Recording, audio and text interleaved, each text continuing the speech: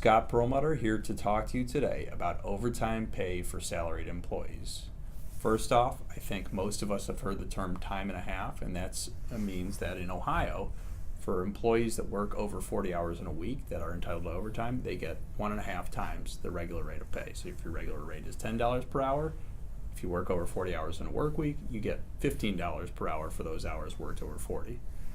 There's a common misconception among employees that get paid salaries that they are never entitled to overtime pay of time and a half for hours worked over 40 in a work week. Because of that, there's a common practice among employers to not pay any of their salaried employees across the board overtime pay of time and a half for hours worked over 40. Now, I'm going to give you a quick primer on the salary exemption from overtime, but I can't explain everything here. But there are two really important rules to know if you're to determine whether or not you're exempt from overtime pay as a salaried employee. First, do you receive at least $455 per work week?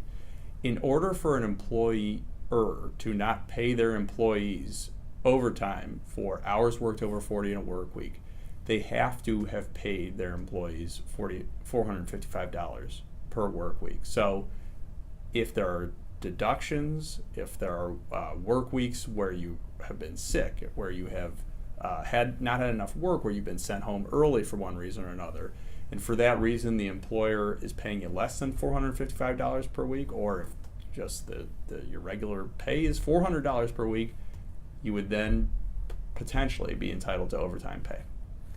Secondly, if you are not an administrative, executive, professional, or computer employee, that $455 per week salary exemption would never apply. So even if you're paid over $455 per week, you'd still be entitled to overtime for hours worked over 40. Now, what types of employees fall into those administrative, executive, computer, or professional groups?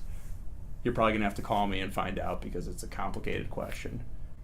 So to recap, two rules that I want you to remember. Number one, $455 per week. Pretty much no exceptions to that. Can't really take deductions unless it's part of a bona fide plan with the employer. Complicated, and we'd have to discuss. Number two, you have to be an administrative, professional, computer, or executive employee for that $455 rule to even apply.